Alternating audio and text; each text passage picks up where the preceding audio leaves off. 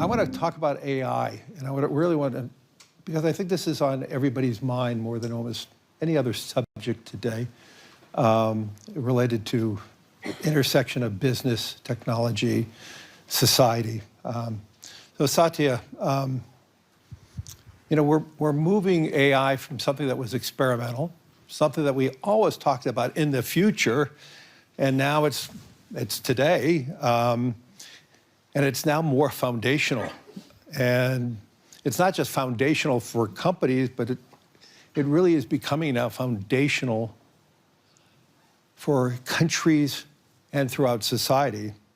And I think, you have an advantage over so many other people, being at the forefront of this technology transition. With that, I wanted to ask a few questions related to that. You have described that AI is a platform shift. And what does that mean, question one? Where do you see that shift going in the next few years? And importantly, the third part of my question would be fast forwarding a few years, 5 years. What's going to seem obvious in hindsight that feels less clear today?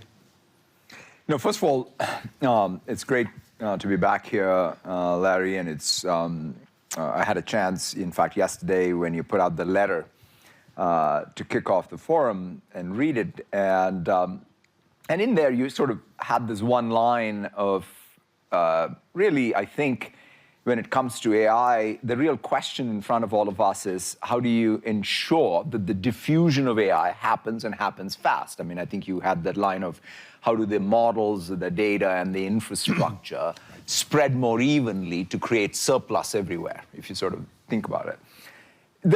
The way I come at this is not that this has always been the arc of computation, right? You can sort of take it in the last 30 years or the last 70 years. It's always been about, can you digitize artifacts about people, places, and things, and then build analytical and predictive power, right? That's what the mainframes did.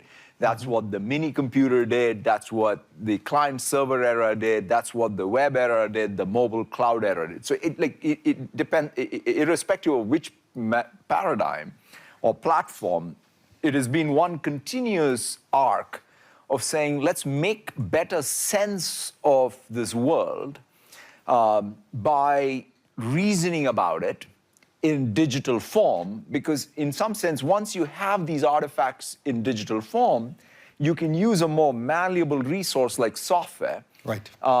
Which doesn't have the same type of, I'll call it marginal cost economics associated with it, that allows us to then build more insight and more capability. And in that context, AI, I would say, is of the same class, at least, like the web or the internet, or mobile or PC or the cloud, and maybe even greater. And so, to me, right now, where we are is, let's take just what's happened with software engineering, right? Which is one, is knowledge work. You could say it's elite knowledge work. Mm-hmm. It started off, in fact, my own belief in this generation of AI and its capability really got built up when I first saw GitHub Copilot do code completions, right? So for the longest time, we had the dream that if you're a software developer, can you predict the next sort of word or the next line of code? And suddenly it started working with these models. Then you said, okay, if I can do that, then can I actually go and bring back, the flow for a software developer by going to a chat session and asking any question, and it comes back with answers that then you can use in your coding flow, right? So that was the next thing. Then you said, well, if that's working, can I assign it small tasks? That was the agent mode. Now you have complete autonomous agents where you can give it your entire project, right? It can work, 24/7. It can work for 24/7. I mean, it's still, we've got some ways to go for these things to remain coherent long time, but nevertheless, it's getting better and better. And interestingly enough, you look at it, the software developer still is got a lot of agency in it, right? So that's why I kind of still think that, going and thinking of these as somehow living outside of the realm of human agency is probably not the right way to think about it. In fact, the way to perhaps conceive it, like if let's say in early 80s, if somebody had come to us and said, whatever, 4 billion people are going to wake up every morning and start typing, you would have said, why? Right? We have a typist pool that's good enough. We don't need 4 billion people. But that's what happened. Like we invented this entire class of thing called knowledge work, where people started really using computers to go amplify what we were trying to achieve using software. I think in the context of AI, that same thing is going to happen. It's not like, what is hardcore coding is going to remain hardcore coding forever. It's just that the levels of abstraction are going to change. But we also are going to have code as output, just like documents. In fact, one of Bill's things at Microsoft from the day I joined in '92 always was, what's the real difference between a document, a website, and an application, right? It's the lack of sort of software that can transform itself. Interestingly enough, AI finally gives us that, right? Which is I can write a document, I can just say, no, I don't want it as a document, I want it as a website. It'll just transform that document using code into a website.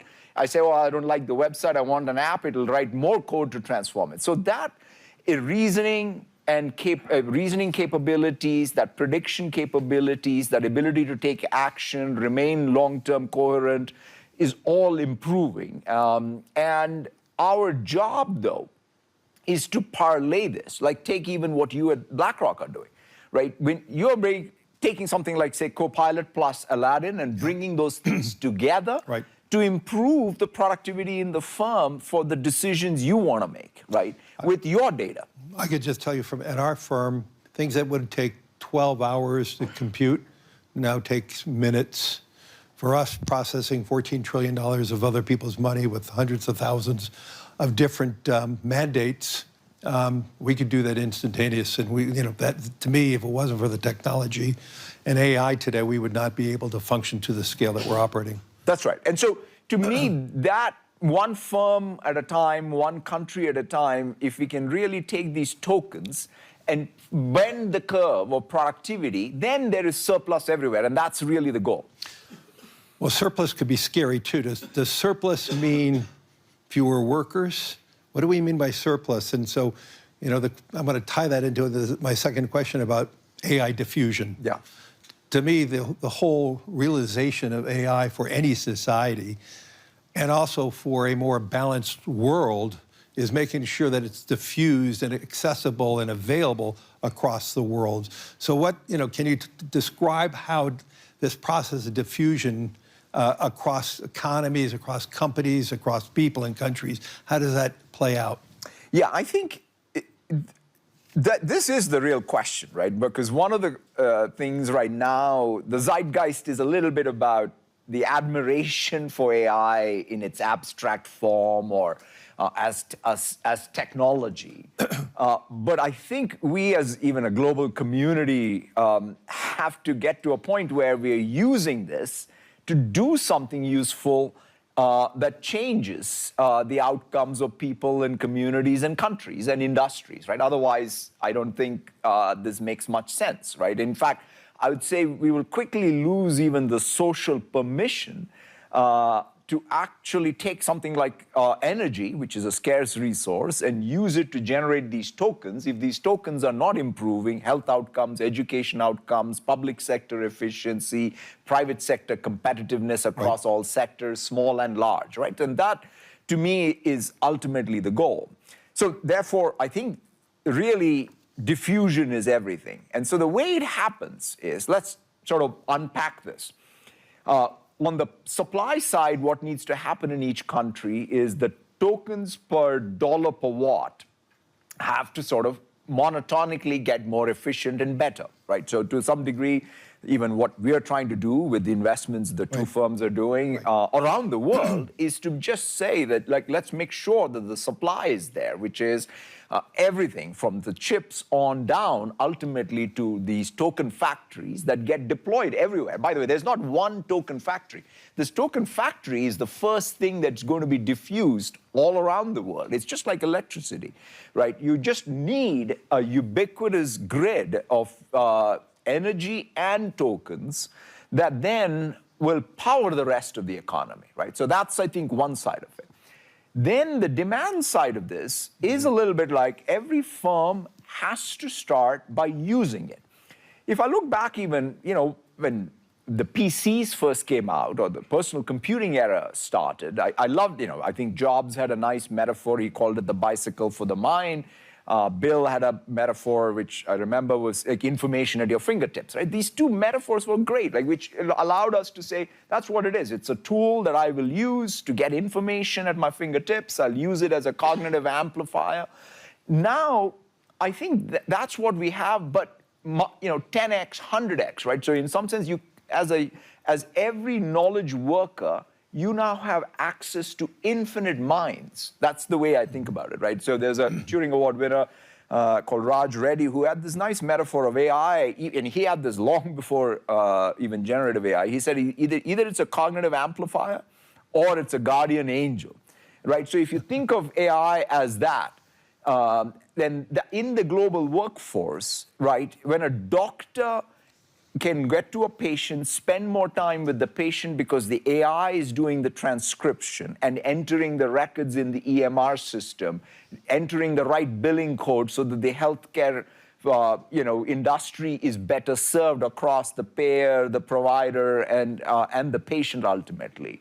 Right? That's an outcome that I think all of us can benefit from. So I feel ultimately it's going to require real leadership on the private sector and the public sector to ensure that diffusion happens. And the other thing I'll mention, Larry, is skilling, right? So in some sense, the thing that diffusion is very strongly correlated to one thing alone, which is how broadly are people skilled in using this. And interestingly enough, I think if mobile has taught us one thing, is it's actually distinct from what happened in the PC, right? I remember even growing up in the global South, there used to be a real relationship between learning Excel skills or Word skills and getting a job. Right now, what's the model? In mobile, it's kind of created the same opportunity, but it's been a lot more consumption-led. It's these creator economy and what have you. But it has not been about sort of, oh, wow, here is how you get a healthcare job, or here is how you get a finance job, or here is how you get, you get ahead professionally. And that needs to come back, right? People need to say, oh, I pick up this AI skill, and now I'm a better provider of some product or service in the real economy. So it's very easy to see how mobile and the diffusion of mobile, how it transformed economies, especially in the global South. How does this, to me, I just read a research report that said the applications for AI so far are heavily weighted towards those who are educated or educated economies. And so does that create that, more of a bifurcation, more polarization? How do we ensure that diffusion is spread evenly? How do we make sure that we're not leaving major portions of society or the world behind? Because I think that's going to be the big issue for us going forward. Yeah, so it's interesting, right? This is one of those times when by definition, and because of the rails that have been established, you said, right, which is what's happened with mobile as well as what's happened with essentially connectivity. Right. You have the ability to sort of deliver the tokens pretty evenly around the world.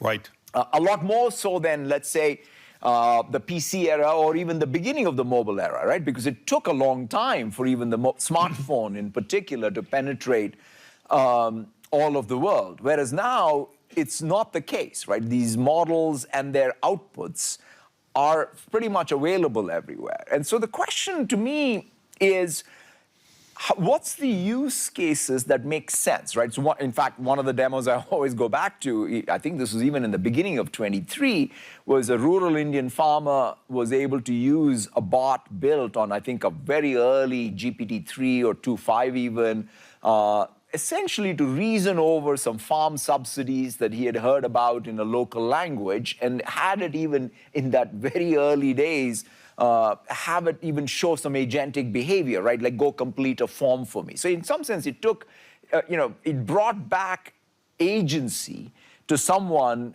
who perhaps didn't have that because the technology was so much more accessible. Right. So I do think it's in our hands, even in the global south, to use it to create, I would say, more of that opportunity where there isn't one. But I think what the necessary conditions still are, do you have the capital investment being put in? Do you even have an environment for capital? Because in an interesting way, we are, for example, as hyperscalers, investing all over, right, including the global south. So as long as there's an environment which attracts the capital investment. And you see the demand. And then, yeah, the demand is there. Yeah.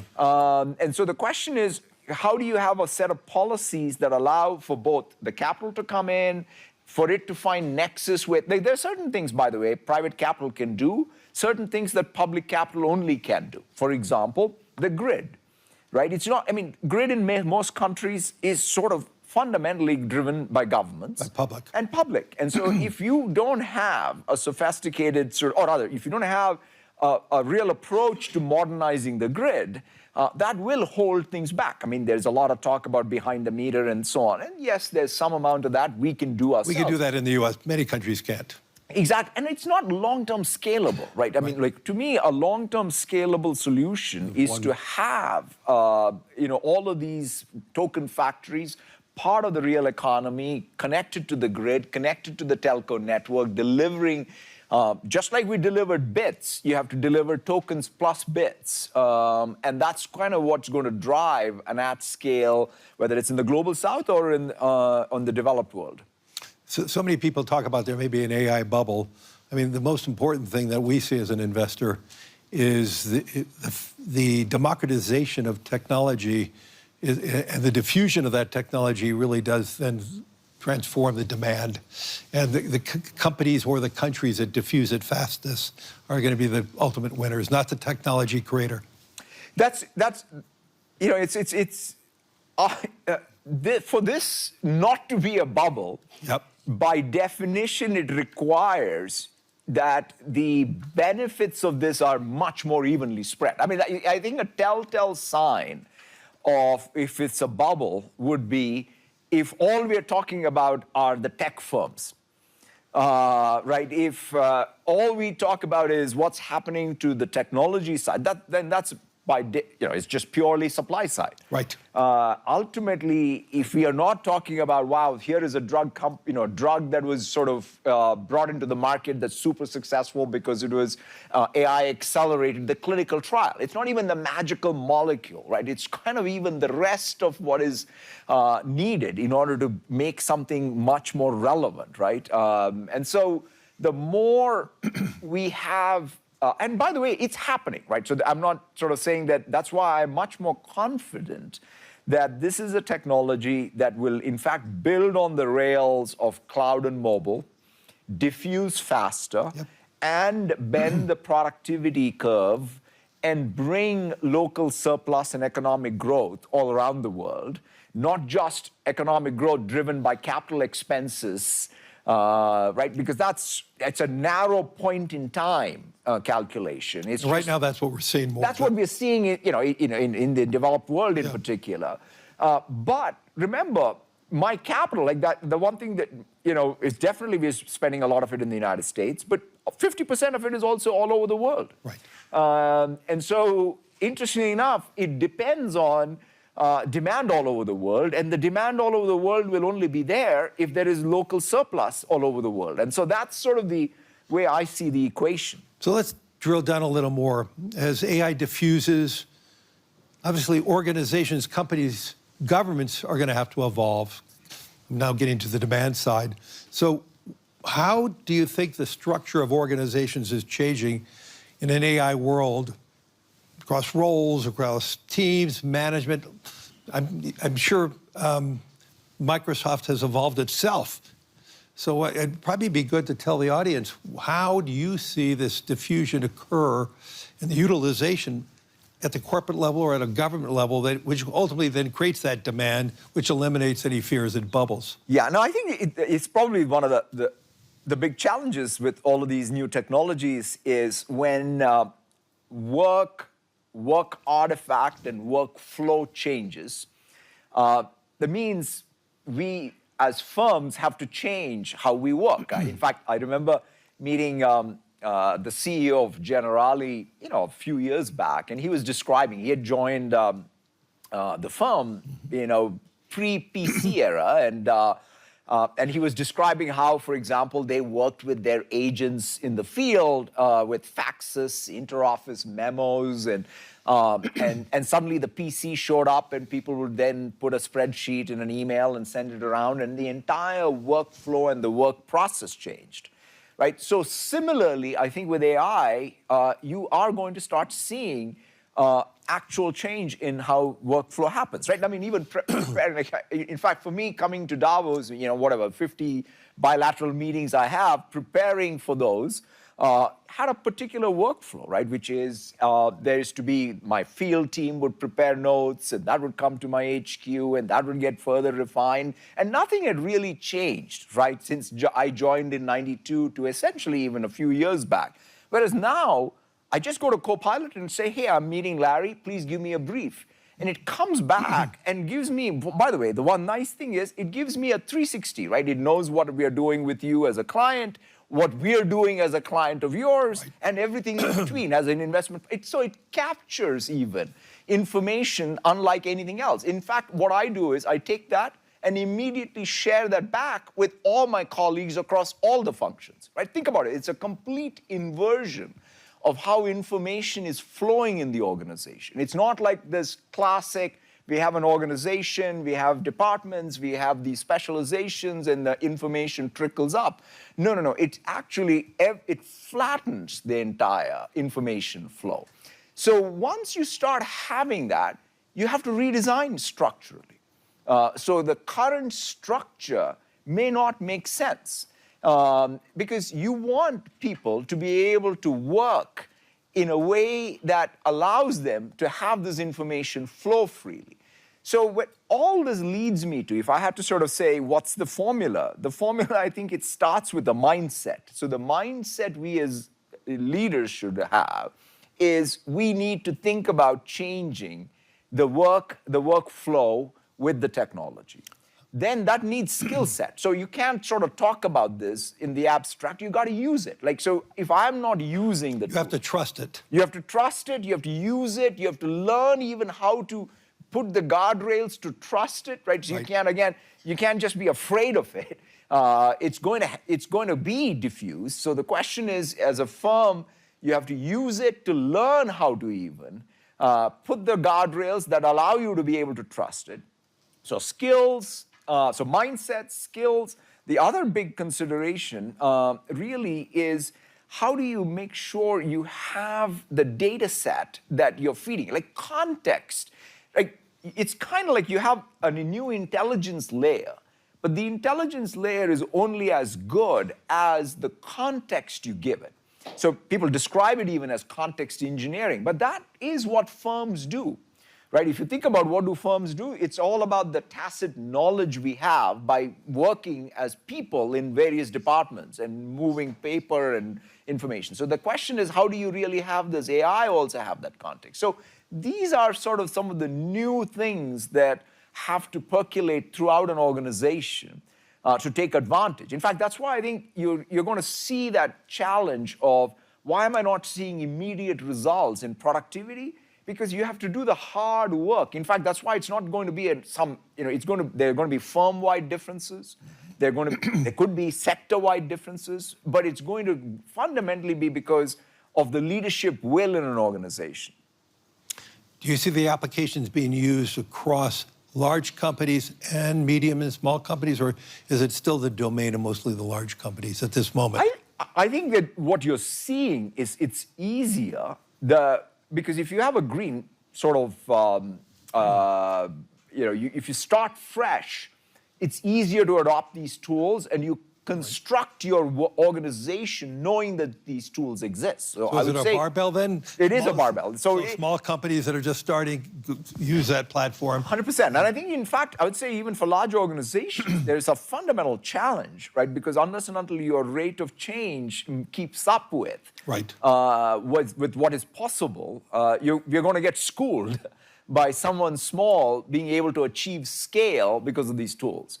So, but I think large organizations have an inherent strength. You have the relationships, you have the data, you have know-how. But the bottom line is, if you don't translate that with a new production function, then you really will be stuck. And so, therefore, the change management challenge for large organizations is going to be bigger. The structural challenge for small organizations of how to overcome scale issues is going to be harder. So it's sort of the two sides. In an interesting way, it's going to be a very competitively intense world where neither side, like whether you're a new entrant or an incumbent, can't take it as like I can just coast.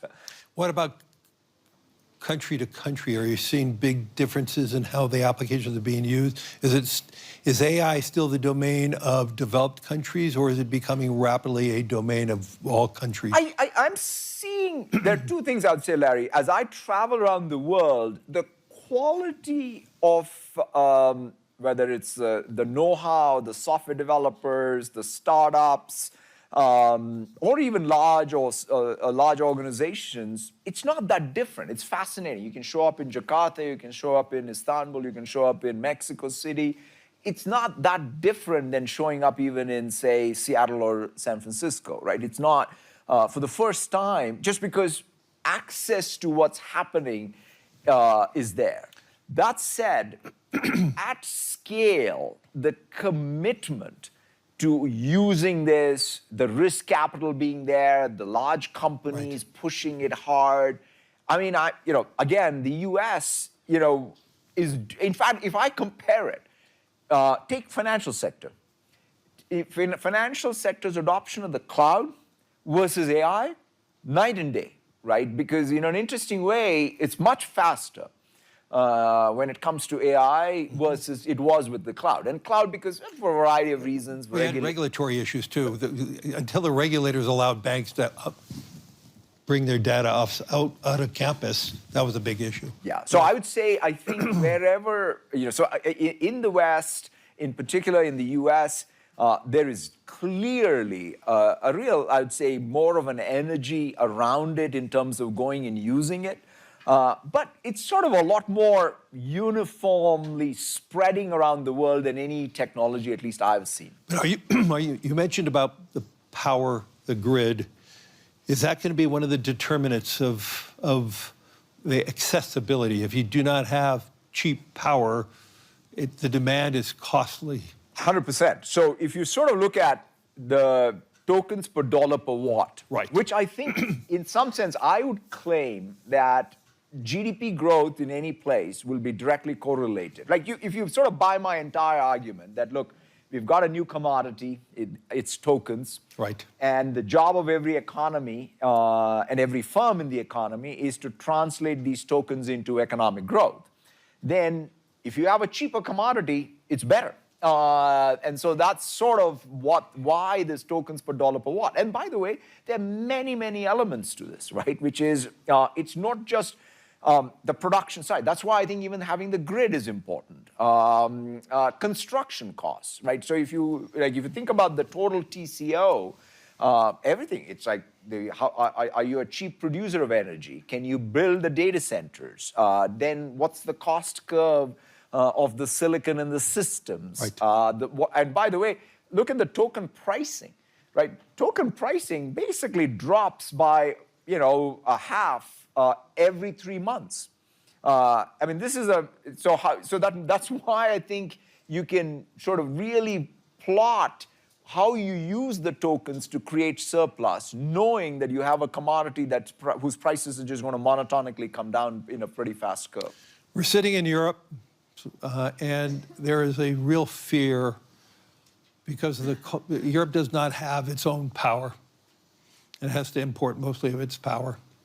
Do you have any messages for Europe related to this? Yeah, I mean, I think so there are two sets of things, right? One is, here we are in Switzerland, and I look at the pharma or the financial sector. Obviously, they do a big job in this country, as in Europe, but they're also international brands and international operations. So one thing that whenever I think about Europe is the Europeans are producing products and services that actually are going everywhere in the world, and so therefore, European competitiveness is about the competitiveness of their output globally, not just in Europe. I think sometimes when you come to Europe, there's a lot of conversation about just Europe. But European economy thrives and has thrived in the last, 200 years, 300 years. The miracle of the West is fundamentally because of what has happened in Europe, is because they were able to produce things that the world needed. And so I would say that's number one. And in order to do that, again, I go back to the human capital here is just fantastic and world class. You have to absolutely invest in producing, having the energy and the tokens here, which again, you're attracting, like as I said, we are investing and others are investing. The data centers here. So the question is, what's that next generation of output that comes from here, right? I always think about the German Mittelstand. Whenever I go to a jeweler or a dentist in the United States, I'm surrounded by German Mittelstand, right? Yes, totally. It's just unbelievable engineering prowess of that country. And now the question, and by the way, that's the point. They are producing industrial products, which today are built into it all the intelligence as well. That data, right? So I know whenever we come to Europe, everyone's like, talking about sovereignty and data this, data that. Guess what? Europe actually should be much more concerned about access to their industrial companies, their financial services companies, of data from US and the rest of the world, as opposed to just thinking that somehow by protecting Europe, you're going to be competitive. You are only going to be competitive if the products coming out of Europe are globally competitive. Right. And so that's, I think, what needs to change. Europe has led in privacy, that's fantastic, has led in many aspects of even safety around AI and what have you, and that's a feature that's great.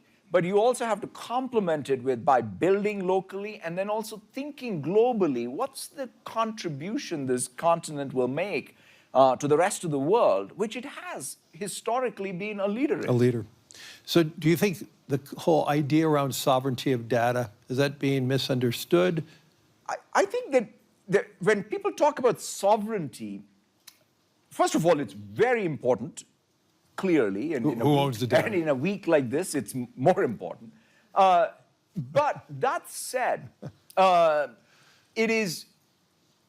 have to kind of think about what does sovereignty mean? Like, for example, in the AI era, the topic that's least talked about, but I feel will be most talked about in this calendar year, will be the sovereignty of a firm.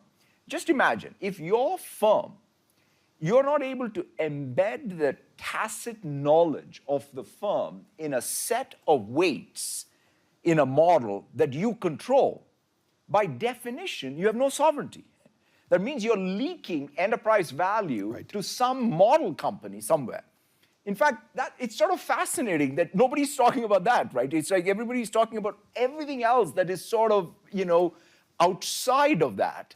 Whereas the most important thing is, it really doesn't matter if you in fact, the data center, where it runs, is the least important thing, quite honestly. But like even there, first of all, the data centers are all over just because speed of light is a real constraint.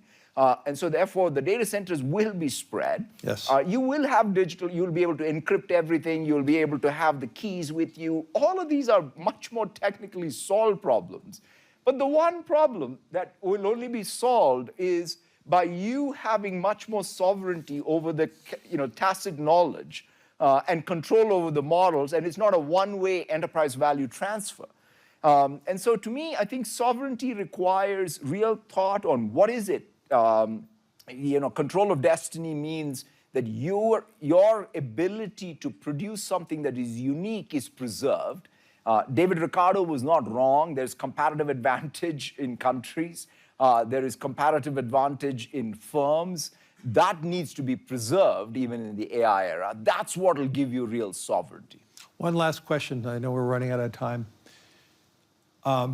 In 5 years or 10 years, is there going to be one dominant model that we're all going to be using, and how is Microsoft preparing for this? Are we going to be using one model for enterprise, one model for other traits? Even in the last, 3 years, 4 years that we've been at it, the reality at this point is it's a multi-model world, right? I mean, in fact, if you think about it,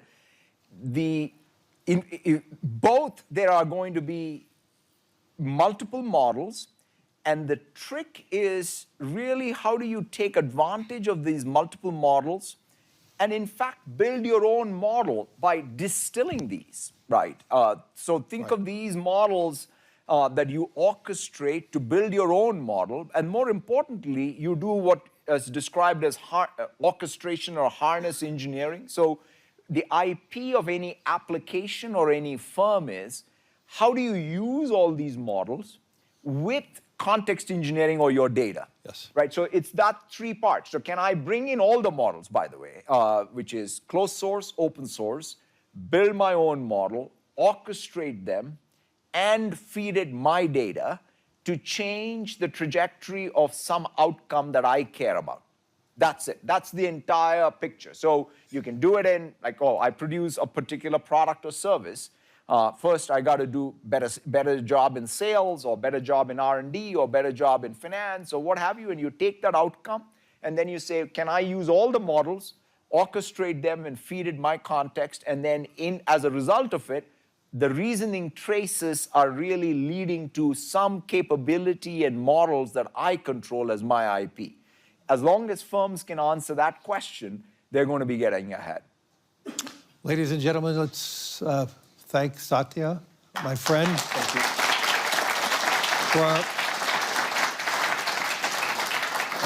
And hopefully this is the beginning of many great dialogue and conversations here at the World Economic Forum. Thank you, everyone. Thank you.